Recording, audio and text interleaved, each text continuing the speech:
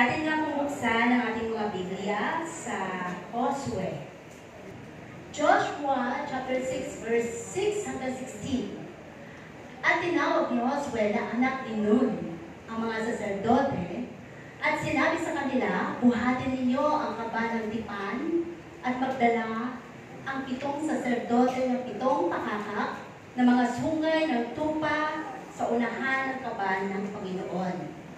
At kanyang sinabi sa bayan, magpauna kayo. Ligirin ninyo ang bayan at papagpaunahin ninyo ang mga lalaking may sandata sa unahan ng kaba ng Panginoon. At nangyari na pagkapagkasalita ni Josue sa bayan, ay nagpauna sa Panginoon ang 7 saserdote na may tangang 7 pakakak na mga sungay ng tupa at humihip na mga pakakak at ang kaba ng tipan ng Panginoon ay sumusunod sa kanila. At ang mga lalaking may sandata ay nagpauna sa mga saserdote na humihihip ng mga pakakak. At ang bantay likod ay sumusunod sa kaban, na ang mga saserdote ay humihihip ng mga pakakak habang sila'y yumayaon. At iniutos ni Josue sa bayan na sinasabi, huwag kayong hihiyaw, ni huwag kayong iparirinig o huwag ninyong iparirinig ang inyong tinig, ni huwag magbubuka ang inyong bibig ng anumang salita, hanggang sa araw na aking sabihin kayo'y humiyaw. Kung magkagayo'y hihiyaw kayo. Sa gayo'y kanyang iniligid sa bayan ang kaba ng Panginoon na lumikid na minsan, at sila'y nasok sa kampamento at tumigil sa kampamento. At si Josue ay bumangon maaga sa kinumagahan at binuhat ng mga saserdote ang kaba ng Panginoon. At ang 7 saserdote na may tangang 7 pakakak ng mga sungay ng tupa sa unahan ng kaban ng Panginoon ay yumaon na patuloy at humihihip ng mga pakakak. At ang mga lalaking may sandata ay nagpauna sa kanila at ang bantay likod ay sumusunod sa kaban ng Panginoon, na ang mga saserdote ay humihihip ng mga pakakak habang sila ay yumayaon. At sa ikalawang araw ay kanilang niligid na minsan ang bayan at nagsibalik sa kampamento. Kanilang ginawang gayon na 6 na araw.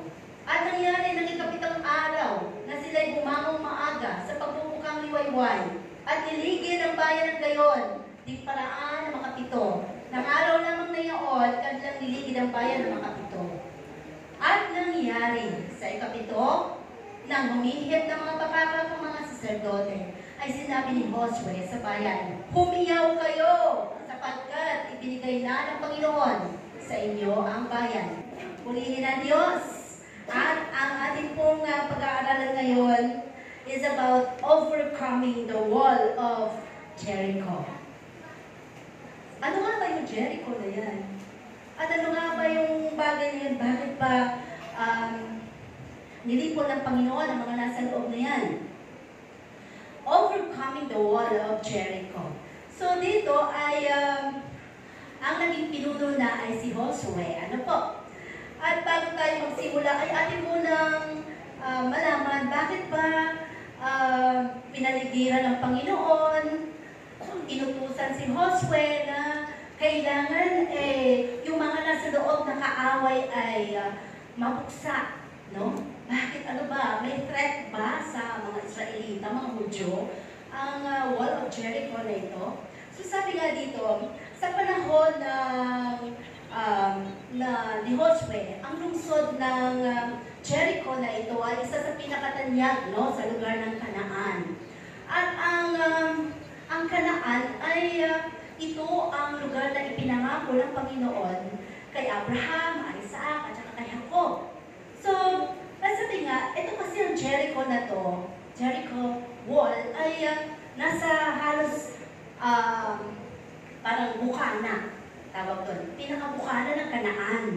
So, bago ka makapasok sa pinakaloob ng lugar ng Kanaan, kailangan masakop mo muna itong tinatawag na Jericho. Dahil sa loob ng Jericho ay naandito yung mga kaaway, no? Ito yung mga tumutugis sa mga Hudyo. So sabi nga, ang sa loob ng Jericho na ito, sabi nga natin napakatibay ng pader, napakalawak, at walang sino sino mang pwedeng kahit siguro yung mga matitibay na mga pangpalo ng, sa mga bakal o ano pa man ay mahihirapan, no? Na ito ay mapatumba ang Wall of Jericho na ito. So sabi nga, mga kayamanan, nandun ang maraming mga kayamanan, pagkain, sagana sa loob ng Jericho. At isa yun na nais ng Panginoon na masamsam dahil lahat yun ay para sa Diyos. At ang mga bagay nito, mga nakapaloob sa loob ng Jericho, ay mga tao dito ay sumasamba sa mga Diyos-Diyosan na ayaw ng Panginoon. At dito din, sabi nga, ang isang pangako ng Diyos ay kailangan matupad. Pero bago matupad yun, yung hadlang na yon sa buhay ng mga Hudyo ay kailangan mapalis muna. So dito, kagaya din sa buhay natin, no? Ang Jericho na tinatawag, ito yung mga kasalanan natin, mga character natin na hindi ayos, na nagiging hadlang para tayo lubos na makalapit sa ating Panginoon. So, doon sa mga bagay na ating bibigyan ng focus ngayong umaga ay ang instruction ng Panginoon sa mga Hudyo, no? Kina Josue, na kumbaga, ang instruction ng Panginoon ay kailangan lamang nilang umikot, lumibot, sa bawat araw, sabi daw sa binasa natin, sa 6 na araw, umikot kayo. Ikutin nyo ang buong Jericho Wall. No? Tapos noon, balik na kayo sa kampamento. Pero sa bawat pag-ikot ninyo, wala akong maririnig ng mga nagbubulong-bulungan, kung bakit kayo pinag-iikot, walang salitaan. So, ibig sabihin doon is, binibigyan ng pagkakataon ng Panginoon na dapat ang bawat sumasama doon o sasama doon ay nakafocus lang sa Panginoon. Na may talagang merong determinasyon, no? Na magapi ang kaaway na yon. Dahil hindi nila masasakot nga ang buong Kanaan kapag hindi nila magagapi ang mga nasa loob ng Jericho. So, ang sa mga Hudyo lamang o kay Josue lamang ay sumunod. Sumunod lamang sila sa Diyos. At hindi naman nila alam kung ano ang pwedeng mangyari. Basta sumunod lang sila sa instruction ng Panginoon. At ang mga bagay na yon ay nagpatunay lamang na kapag ang isang anak ng Diyos ay marunong sumunod sa Panginoon na kahit hindi niya alam kung ano ang mangyayari or epekto nito is siya ay nabubuhay ayon sa pananampalataya ng Panginoon. Na hindi na siya nagpo-question, Lord, bakit mo ba pinapagawa ito sa akin? So, walang mga ganong question, no? Ang mga Hudyo. Or sa pamamagitan ni Josue. Basta sa kanila ay susunod lamang. Ikaw, kapatid, have you ever followed God's leading? At sa loob ng 6 na pag-ikot nila, ay wala man lang nangyari. Sa iyo, kapatid, ilang beses mo na bang narinig ang utos ng Panginoon, pero sa tingin mo ay parang wala namang nangyari sa buhay ko. Parang hindi naman nababago ang buhay ko. Parang yung mga pangako ng Diyos, hindi ko naman nakakamit. No? So, kagaya ng Wall of Jericho, sabi ko nga kanina, na meron pa ng hadlang kung bakit ang mga bagay na ito ay hindi o wala pa rin nangyayari sa buhay natin dahil ang hadlang dito is our sin, no? That surrounded our heart, mga bad habits natin, problema ng ating mga attitude na hindi nababago, na hindi natin isusuko sa Panginoon. But how can we overcome the wall of Jericho? Paano ba natin ito ma-overcome? Doon sa binasa natin sa verse 1 hanggang 5, ang sabi nga doon na bago mo mapagtagumpayan ang wall of Jericho, ay kailangan, number 1 is you must have a determination. Ikaw sa buhay mo, napakahalaga na determinado ka. Alam mo kung ano ang tinatahak mo. Sino dito ang determinado na makatapos sa pag-aaral? Determinado na pagdating ng panahon ay magiging siyang successful na isang engineer o ganito. Determinado siya sa kanyang pamilya na maliligtas kahit hindi pa man niya ito nakikita. Determinado siya na ang kanyang relasyon sa Panginoon ay hindi mawawala bagkus ang determinasyon niya ay makarating sa langit na bayan. So dapat ito ang isa sa mga puso na meron tayo. Dapat determinado ang isang anak ng Diyos, no? Bago mo mapatumba ang anumang bagay sa buhay mo, kailangan may determinasyon ka sa relasyon mo sa Panginoon. Hindi siya isang bagay lamang na kung gusto mo lang. So sabi dito, God's plan for Jericho is a stranger plan. Kakaiba, di ba? So, walang ginamit na kung anumang mga sandata dahil ang sabi lamang ay iikot lang sila. Magmamarcha lang sila sa palibot ng Jericho. At doon sa mga bagay na yon, tinitingnan lamang ng Panginoon kung gaano sila ka-faithful, kung gaano sila kamasunurin sa utos ng Panginoon. Ikaw, kapatid, bilang naglilingkod sa Diyos, sa bawat utos o naririnig mo o mga ministries mo na ginagawa sa Panginoon, ikaw ba ay sumusunod na may buong puso, na walang mga murmuring, walang mga tanong, walang mga question? Panginoon, sumusunod naman ako, naglilingkod naman ako, may mga ministries naman ako, ba't ganito ang buhay ko? So, sa kabila ng mga bagay na yon, hindi yun papakinggan ng Panginoon. Dahil ang isa lang ang gusto ng Diyos sa buhay mo, ang matuwid tayo, ang makasunod tayo, dahil kapag ikaw ay nakasunod, kakamtin mo ang reward mo pagdating ng araw para sa Panginoon. Yun ang hinahanap ng Diyos sa atin. No? Sabi dito, marching the city each day for 6 days. Sa 6 na araw sila nagmarcha. No? Sa 6 na araw na yon, walang naririnig na anumang bulungan. Siguro, dun sa mga binabasa natin, o nabasa ko din, yung mga sinama ni Joshua doon, o ni Josue doon, ay talagang matured na, no? Ng mga sa Panginoon. Talagang marunong ang sumunod, wala nang mga reklamo. Talagang yun ang mga sinama ni Josue dahil alam niya na kapag may sinama siya doon ng mga marunong magbulong-bulungan, marunong sa mga chismisan, mahilig sa mga ganito, ay hindi magtatagumpay ang pwede gawin ng Panginoon.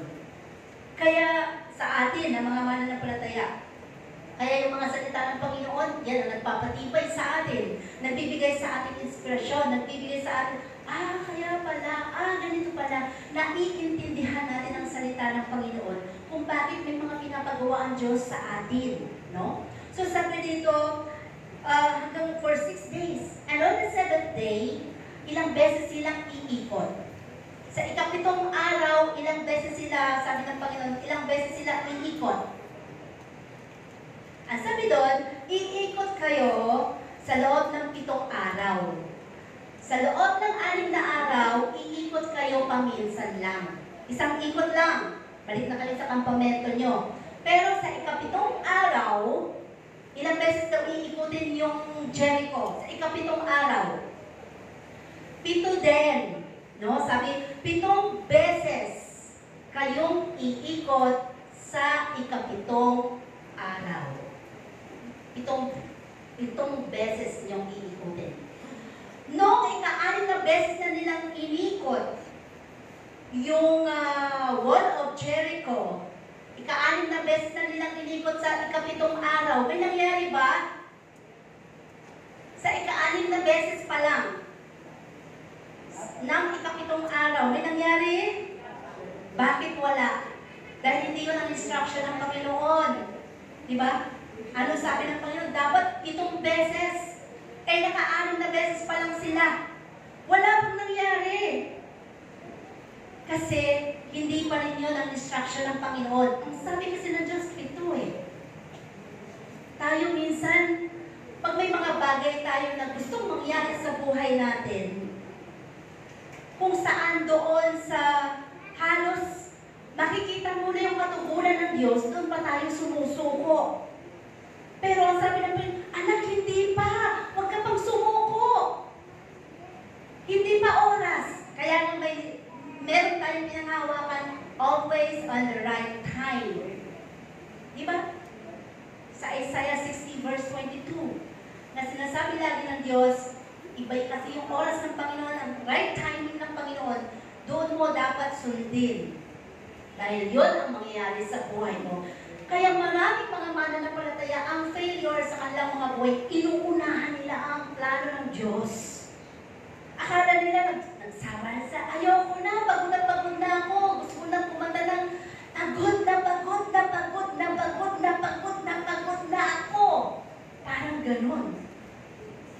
Ayaw mo nang magpatuloy, na hindi mo alam, hindi pa pala yung right timing ni Lord eh. Sa mga bagay na ganito, tinitingnan ng Panginoon ang ating patience, ang pagsunod, at ang higit na sa lahat ay ang pagtitiwala sa Panginoon. Alam niyo, kung meron kayong isang hinihiling sa Diyos, or meron kayong isang bagay na gusto mangyari sa buhay mo, huwag kang mag-focus doon. Pag nilangin mo siya sa Panginoon, pinanalangin mo siya, alam na ng Diyos kung anong gagawin doon. Alam mo kung ano lang dapat mong gawin, magtiwala sa Panginoon, maglingkod sa Panginoon, at patuloy na maging tapat sa Diyos. Gagawin ng Diyos yun. Huwag kang mahinig. Huwag kang mag-question sa Panginoon. Kasi minsan sa buhay natin, lagi natin binibigyan ng oras ang Diyos. Tayo ang nag-ooras sa Panginoon. Sa halip na ang Diyos ang dapat na masunod sa buhay natin, tayo ang nagbibigay ng timing sa buhay natin. Gusto ko na mangyari ito, Lord. Gusto ko na ito mangyari. Kaya, minsan, yung tinatawag natin, pinipilit natin ang Diyos na mangyari, binibigay naman ng Panginoon. Pero, isa lang ang pwede sabihin sa iyo ng Panginoon, suffer the consequence. So, ano bang gusto mo? Yung mag-antay sa kalooban ng Panginoon o magsasuffer ka sa consequence dahil inunahan mo yung plano ng Diyos? Kaya napakahirap, hindi ba? Mangyayari lamang ito, mauunahan mo ang mga plano ng Diyos sa buhay mo kung ikaw ay may mababaw na relasyon sa Panginoon.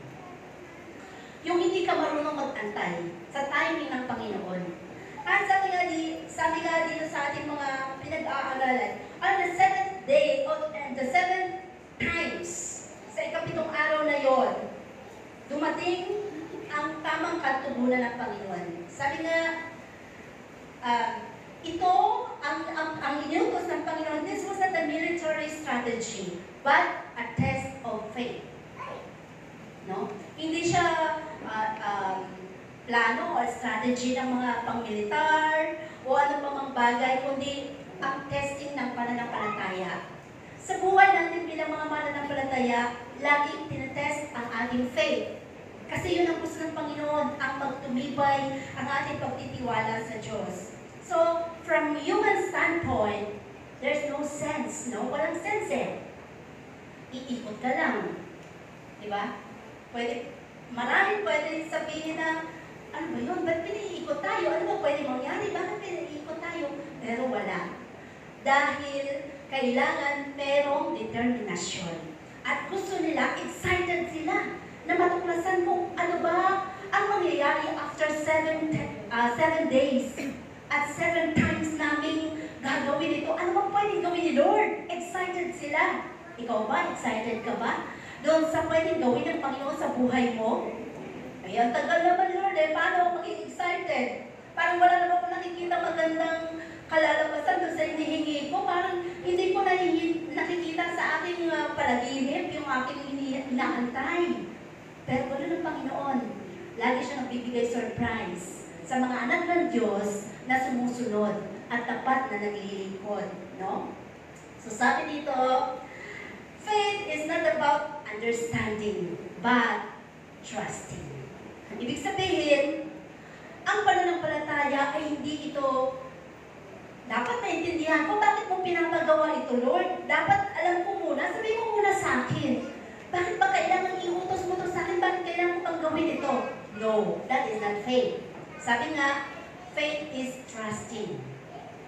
Kahit hindi mo alam anong nangyayari, anong pinapagawa sa iyo ng Panginoon, kung bakit ang gulo-gulo ng pamilya mo, kung bakit ang gulo-gulo ng buhay mo, kung bakit parang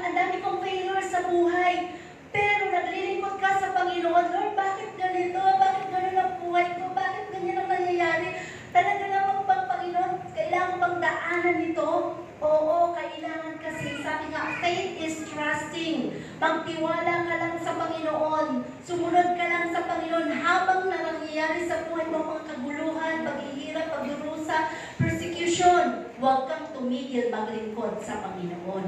Yun ang inaantay ng Diyos sa atin. Kaya lang sa atin bilang mga mananampalataya, ang nangyayari kapag dumating na yung sunod-sunod na mga pagsubok, tumitigil. Kapag dumating na yung maraming mga kaguluhan sa pamilya, tumitigil. Tigil muna ako, Lord. Laylo muna ako. Ang gulo-gulo ng pamilya ko. Tuloy sabi nila, bakit ganon? Kung saan kayo naging born again, doon kayo nagkagulo-gulo. It's okay kasi may inaayos si Lord. May ginagawa ang Panginoon na hindi mo nakikita. As long as ikaw ay naglilingkod, as long as ikaw ay sumusunod sa Panginoon. No? So mga bagay na nangyayari sa buhay natin, hinahanap ng Diyos ang tinatawag na trust. Pagtitiwala lamang sa Kanya na, Lord, kahit hindi ko alam kung anong pwedeng mangyari dito, Panginoon, pero susunod pa rin ako. Hindi ako susuko, Lord.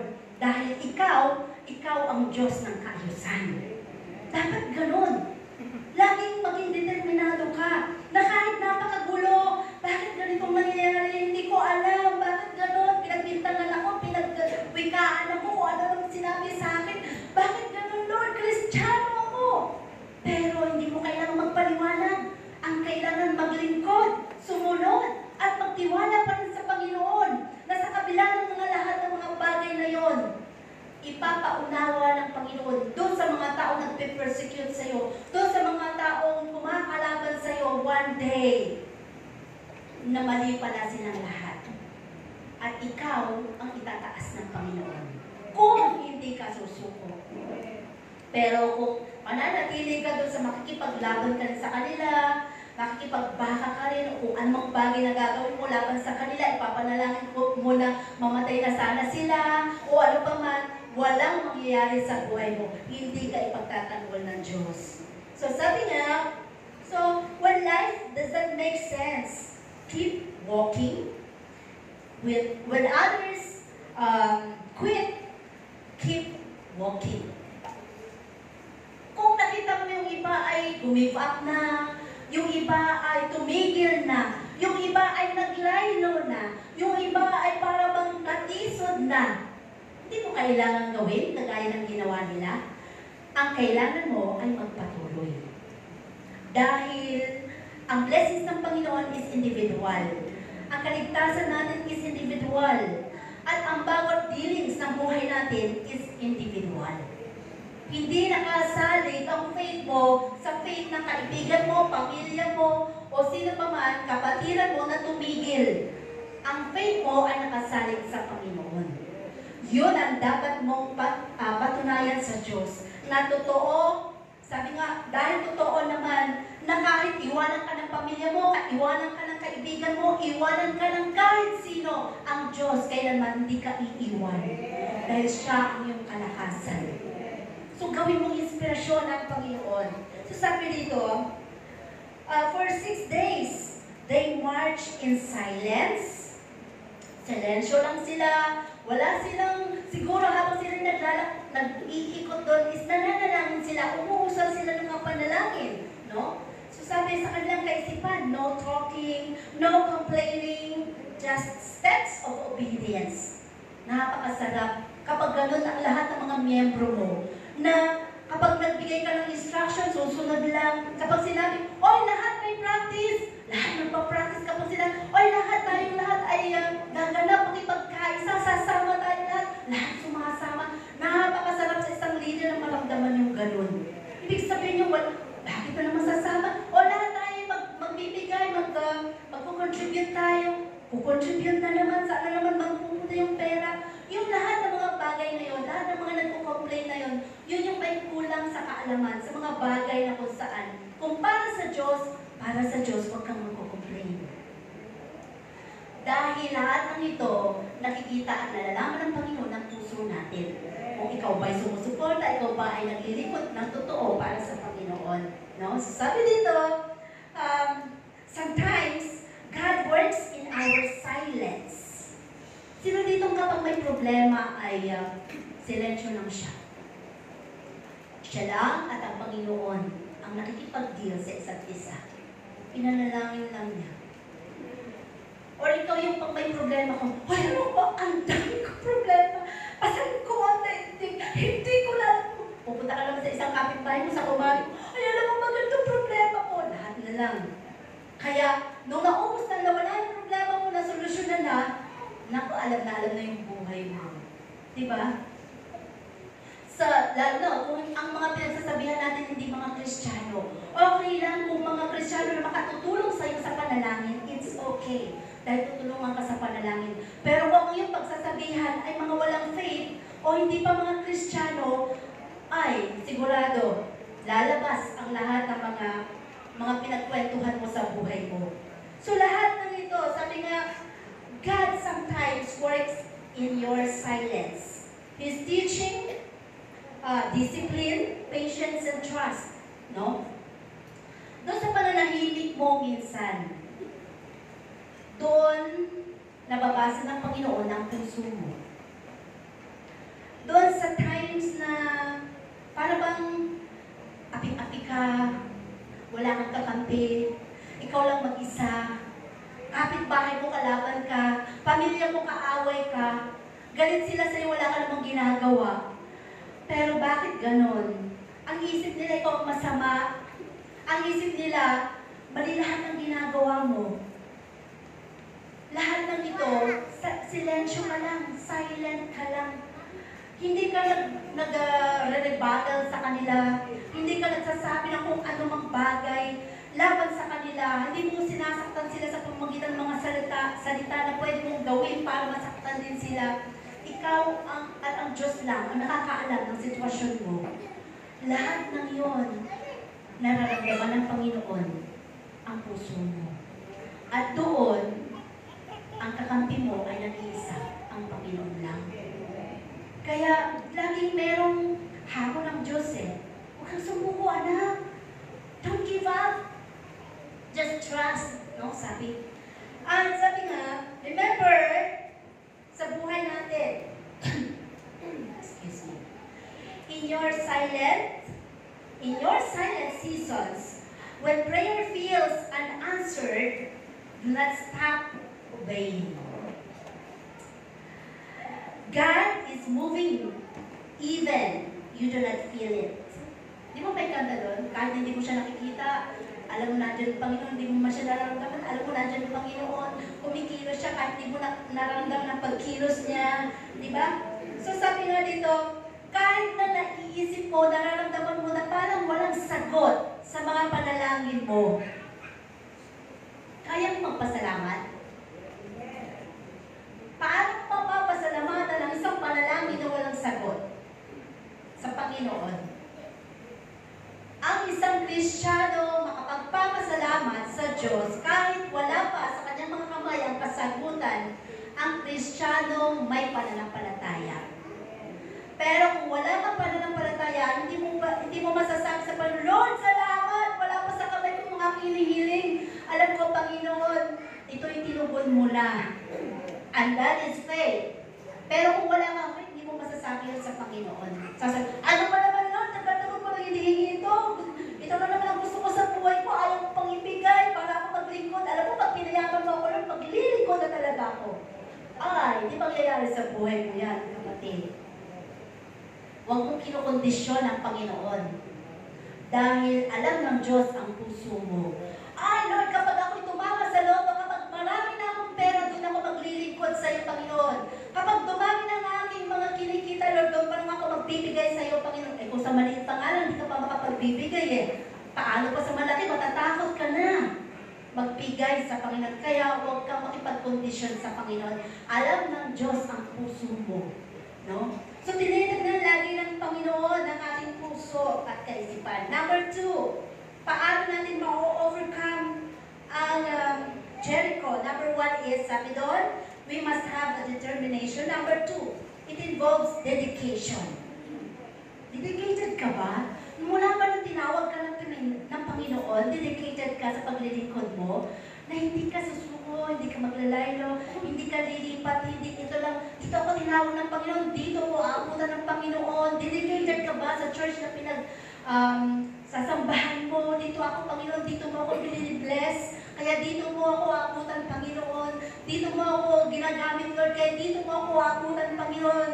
Lahat ng mga ito tinitinda ng Diyos sa buhay natin. Ang Panginoon ang nakababasa ng ating puso at isipan. When they walked in 6 days, nothing happened. Diba? So walang nangyari sa ika-6 na araw. Hanggang sa lumipot sila ng ika-7 araw, sa 6 na beses, wala pa rin nangyari. What happened? Nothing. Bakit? Because not gone far enough and not yet done the Lord commanded to do. Hindi pa tapos doon sa utos ng Panginoon. Dahil ang utos ng Diyos sa ika-7 beses. Doon ako kikilos.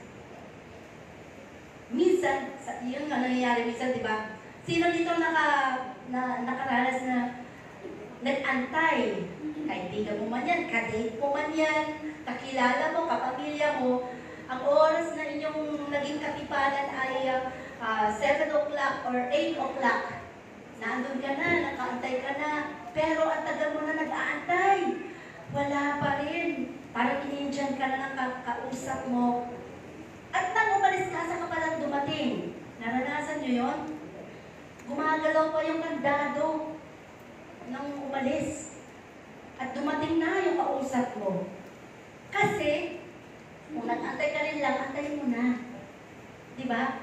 Eh paano kung kulang ka sa pasensya? O, bahala kayo. Usapan natin alas 8. Alis na ako. Bahala kayo sa buhay mo.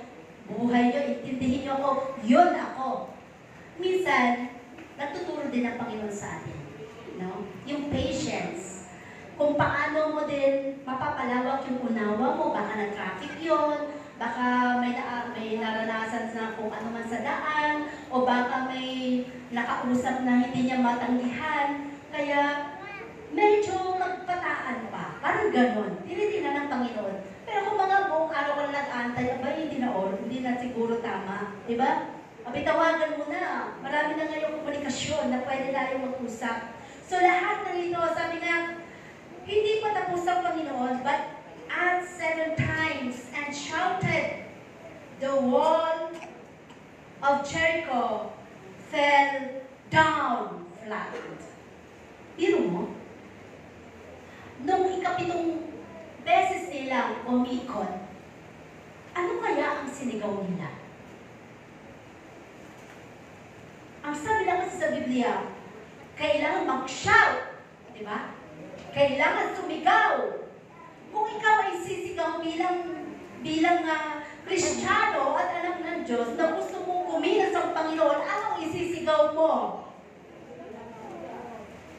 Praise the Lord! Hallelujah! Pwede gano'n, di ba? Pwede, amin ang tagumpay! Parang gano'n. Thank you, Lord! Victory is mine! Parang gano'n, di ba? So, hindi natin alam kasi wala namang sinabing exact words. Basta nasabi kailangan sumigaw. Sumigaw patungkol sa pagpuri sa Panginoon. Yun ang alam ko. Kasi para sa Diyos yun di ba? Hindi naman siguro sasabihin, berat kayo! Parang gano'n, wala naman siguro gano'n, di ba? Talunan na kayo! Walang gano'n naman.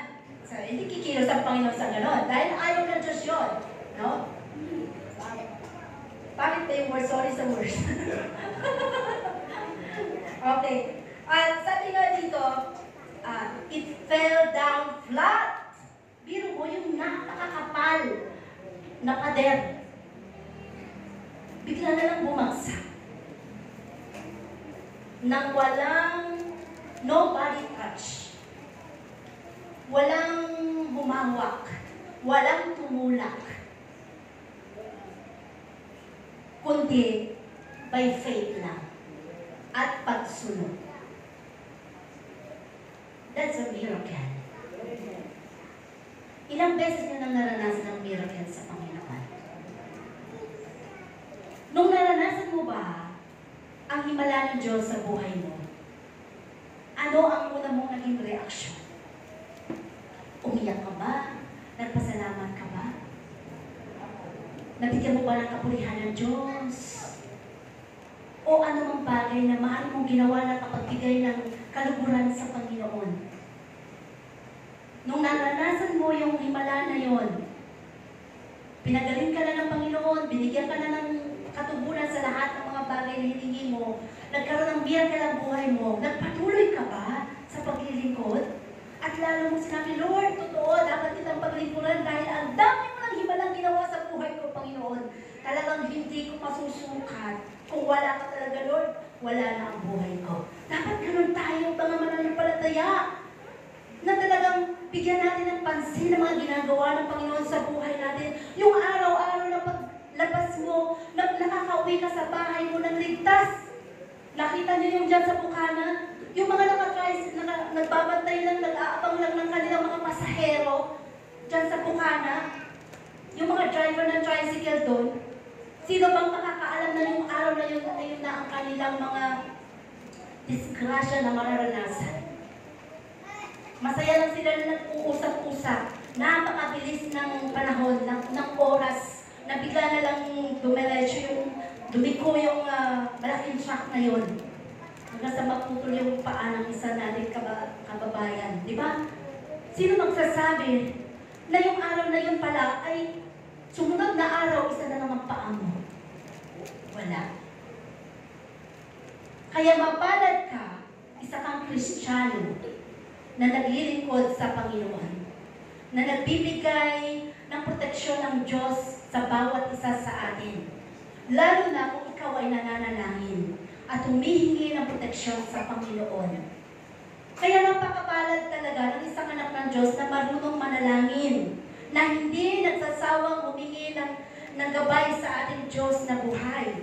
No? So sabi dito, imagine how hard it was to keep going with no visible results. Wala ka namang nakikitang resulta doon sa ginagawa mo. Pero, basta ang alam mo lang, Lord, batid ko. Hindi ko man alam kung ano mangyayari dito, pero basta susunod lang ako sa iyo, Panginoon. Sino nakaranas na ng ganun? Na talagang parang wala kang makitang magandang future sa buhay mo, pero dahil sa paglilingkod mo, nagtiwala ka lang sa Panginoon, ngayon masasabi, kaya pala, salamat sa Diyos, hindi ako sumuko. Salamat sa Panginoon, hindi ko sinukuha ng pamilya ko. Parang ganon.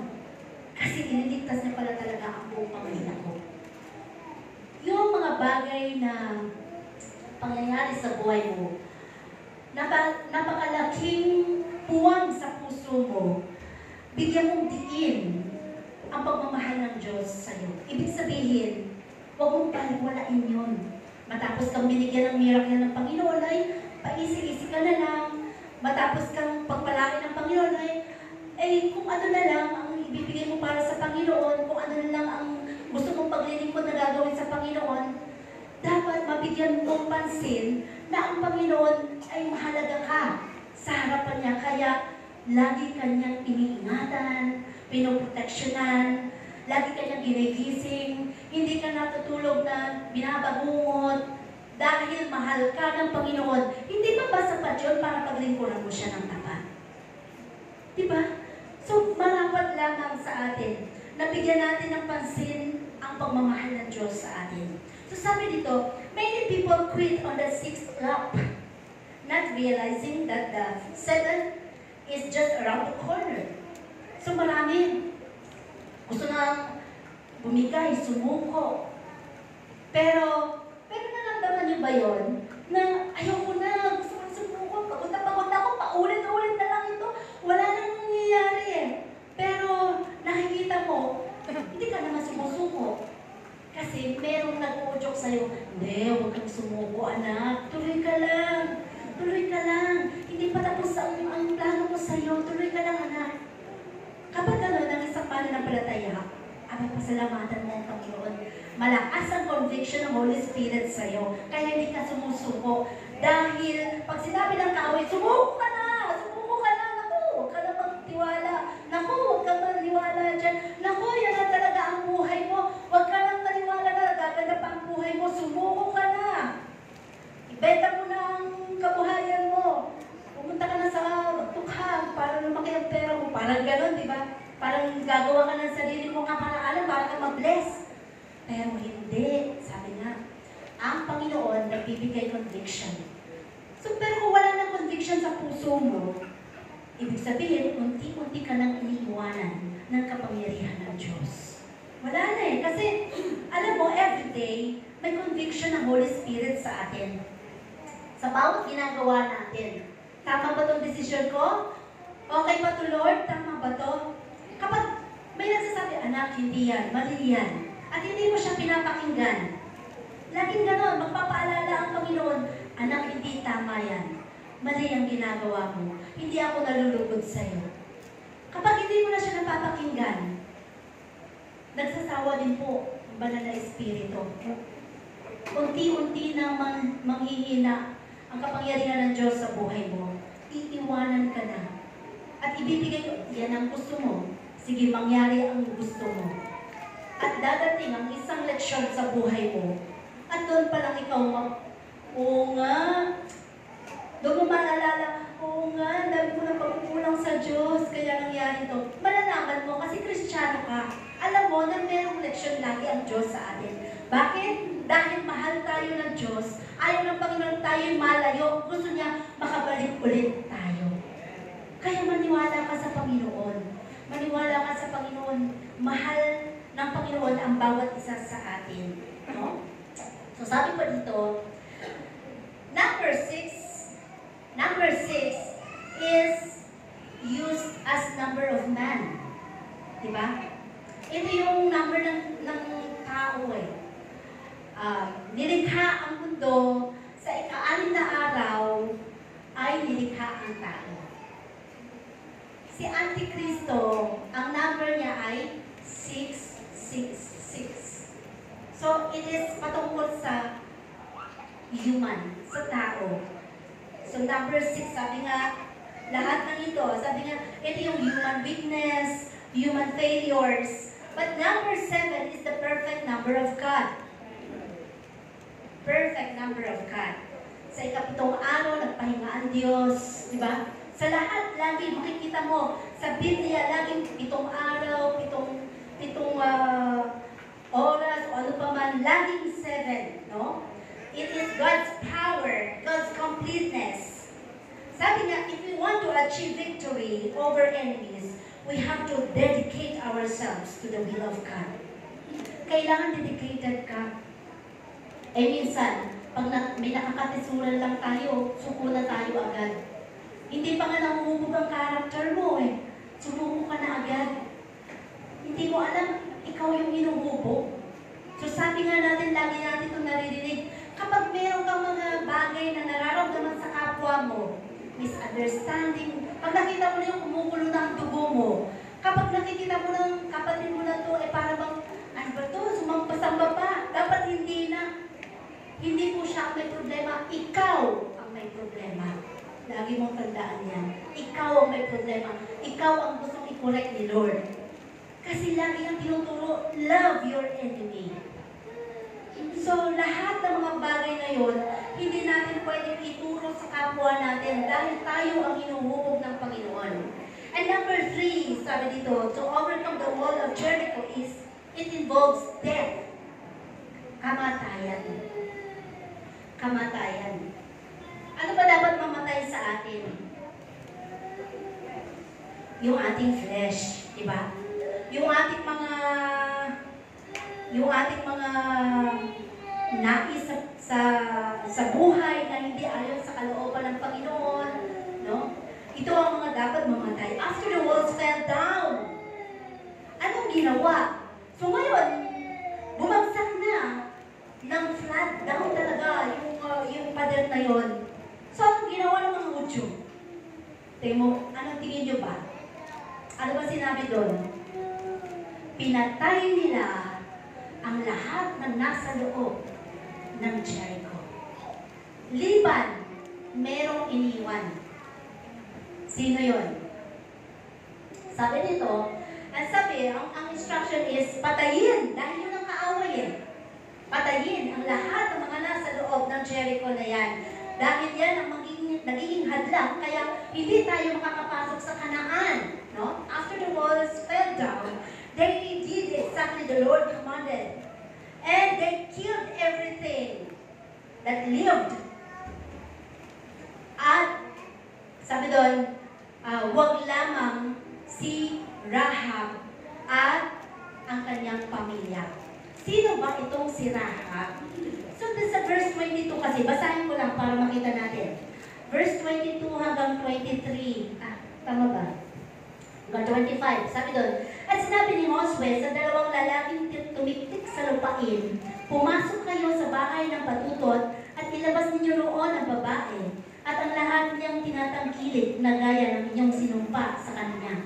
At ang mga binata ng mga tiktik ay pumasok at inilabas si Rahab at ang kanyang ama, at ang kanyang ina, at ang kanyang mga kapatid, at lahat ng kanyang tinatangkilik. Lahat niyang kamag-anakan naman ay kanilang inilabas, at kanilang inilagay sila sa labas ng kampamento ng Israel. At kanilang sinunog ng apoy ang bayan at lahat ng nandun doon, ang pilak lamang, ang ginto, ang mga sisidlang tanso, at bakal, ang kanilang ipinasok sa silid ng kayamanan ng bahay ng Panginoon. Ngunit si Rahab na patutot at ang sambahayan ng kanyang ama at ang lahat ng tinatangkilik ay iniligtas na buhay ni Josue. At siya'y tumahan sa gitna ng Israel hanggang sa araw na ito sapagkat kanyang ikinubli ang mga sugo na sinugo ni Josue upang tumiktik sa Jericho. Noong panahon kasi na yun, bago nila sa pinto, ay nagpadala ng 2 tiktik itong si Josue sa loob ng Jericho. So nakita na mataan ng mga tagaloob ng Jericho na mayroong tiktik. Pumunta sila sa bahay ni Rahab at hinahanap nila itong 2 tiktik na to.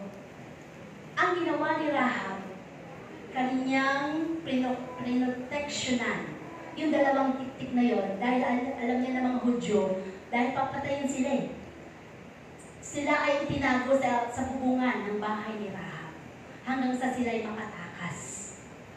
Yung ginawa ni Rahab ay isang napakalaking epekto sa Panginoon na nailigtas ang kanyang anak, ang kanyang mga anak. No?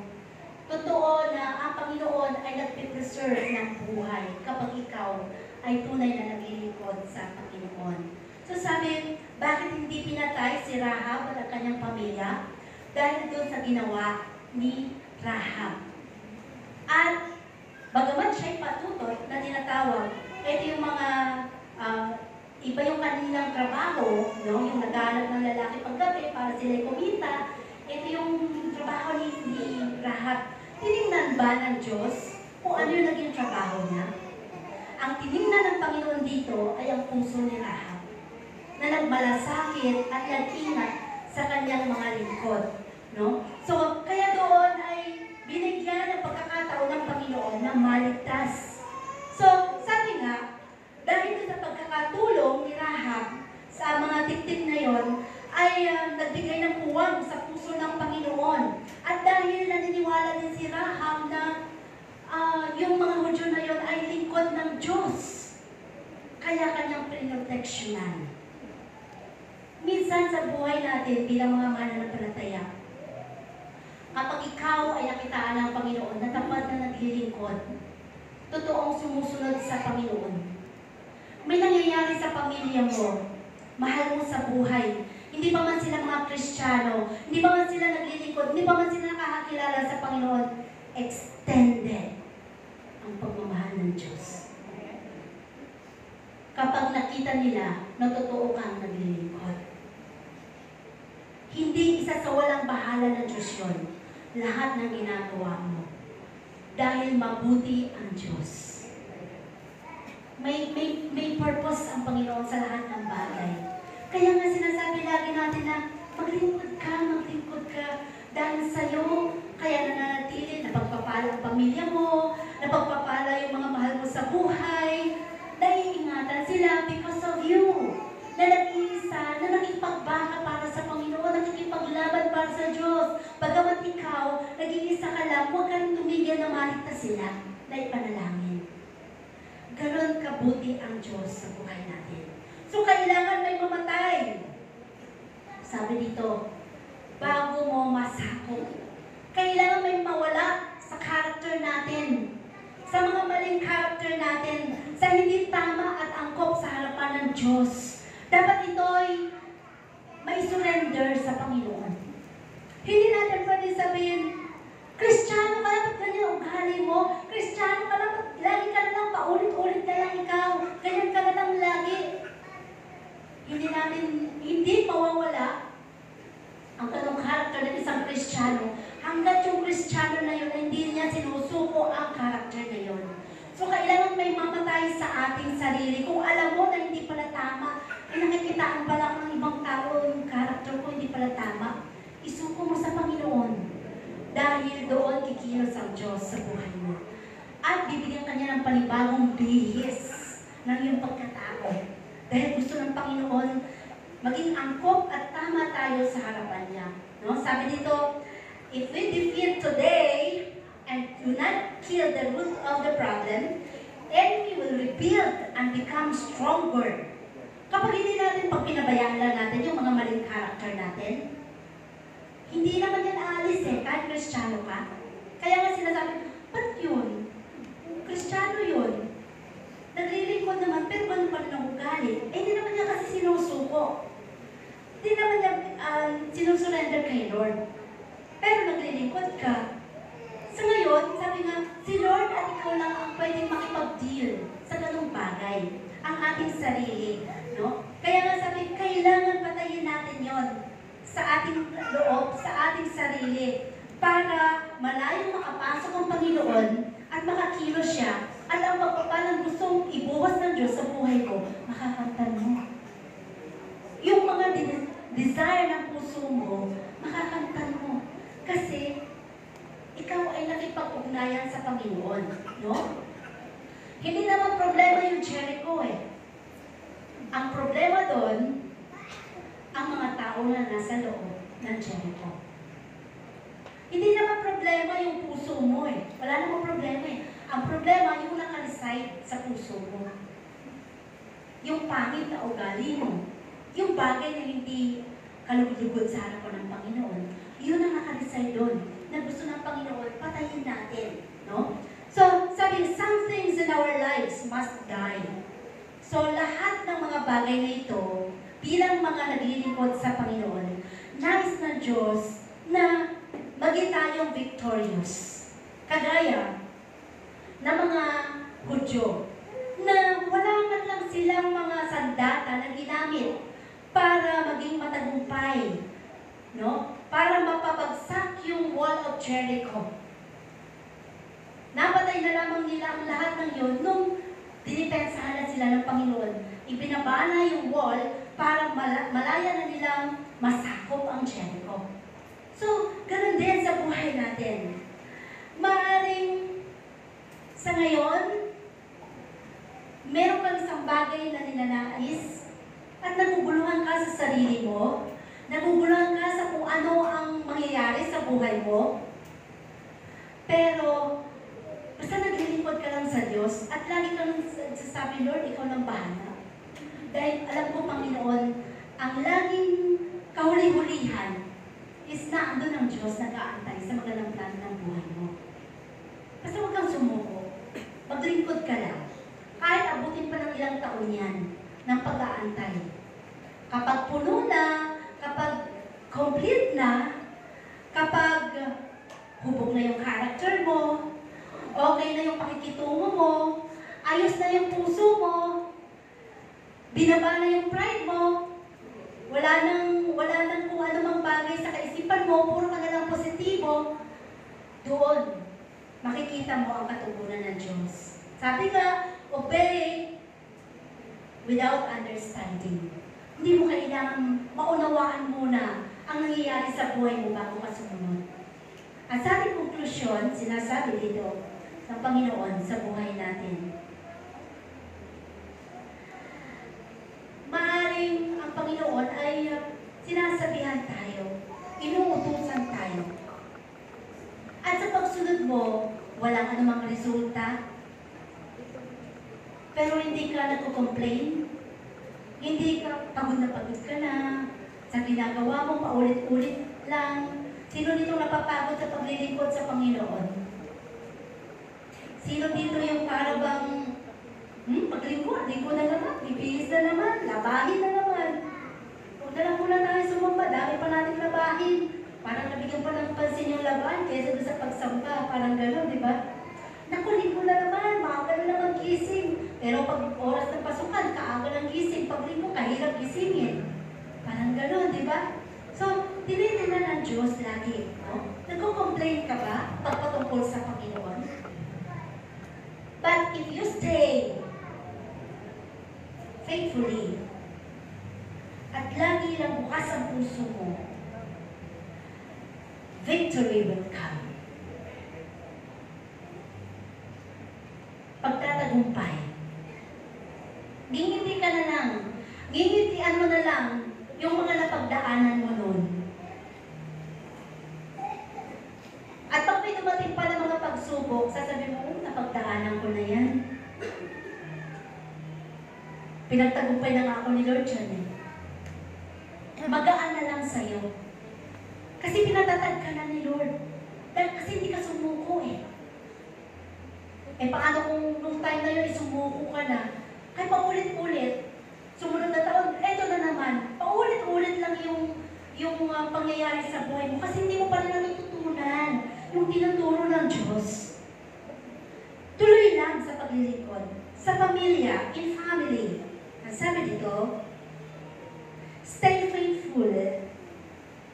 Even your spouse, children, are not responding good in you. Kahit na hindi ayos ang relasyon sa anak, sa asawa, pamilya, biyenan, kamag-anak, parang laging galit sila sa'yo. Sabi dito, maging faithful ka lang. Faithful una sa Panginoon. Faithful ka sa mga anak mo. Faithful ka pa rin sa asawa mo. Faithful ka pa rin doon sa biyanan mo. Sa mga mahal mo sa buhay.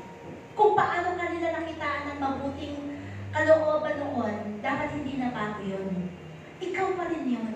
Kasi ikaw yung inuhubog ni Lord. Ikaw ba kapag ang pamilya mo galit sa'yo, biyanan mo, magbibigay ka rin ng galit sa kanila. Kung ikaw ay isa ng Kristiyano, dapat malawak na unawa mo. Isipin mo na lang, kasi hindi nila naintindihan. Kasi yun ang tingin nila sa akin, pero hindi mo kailangan magpaliwanag. Basta ipakita ko lang na mahal ko sila. Ganun lang kasimple, pero mahirap din, di ba? Pero kung sa Panginoon ka sumusunod, hindi mahirap gawin. Makakaya mong gawin kasi sasamahan ka ng Diyos para mabago ka. In your finances, sa mga gastusin mo, sabi dito, hindi ka ba sasamba dahil wala kang pera? Eh yung pera na nakalakad, gagamitin mo pa bukas kasi may pasok. At budget pa natin to sa buong isang linggo. Kalayo kaya ng gapan. Pero mo isang tricycle, 100, isa ilan tayo, 400, 400, balikan, 800. Budget pa natin to Sa mga finances, minsan, nagiging rason pa natin para hindi tayo makapaglingkod. Pero hindi mo ba alam na ang may-ari ng ating mga finances ay ang Panginoon? Sa Kanya naman lahat galing yan kayamanan, pagpapala. Kung medyo kapos at kulang ngayon, hindi habang panahon. Sinusubok lang tayo. Doon sa kakulangan na meron ka, kaya mo pa bang maglingkod sa Panginoon? Kaya mo bang dumating pumunta sa church kahit na wala kang budget para bukas? Kaya mo bang umabsent ngayon, pero tinawag ka ng boss, kailangan mo pumasok, lingkod at doble ang sahod? Sayang. Sayang din yun. Pero sumunod na araw ka na, nagkasakit din naman isa sa pamilya mo. Yung kinita mo doon ay naipambayad mo lang sa doktor. Kasi hindi mo napahalaga ng Diyos. Minsan gano'n ang Panginoon. Sa ibang kaparaanan, tinuturuan tayo ng Panginoon. para lang makabalik tayo at malaman natin na mahalaga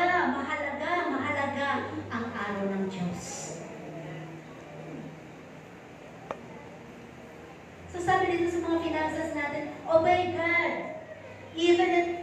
Even if breakthrough is slow. Parang ang tagal ko namang yumaman.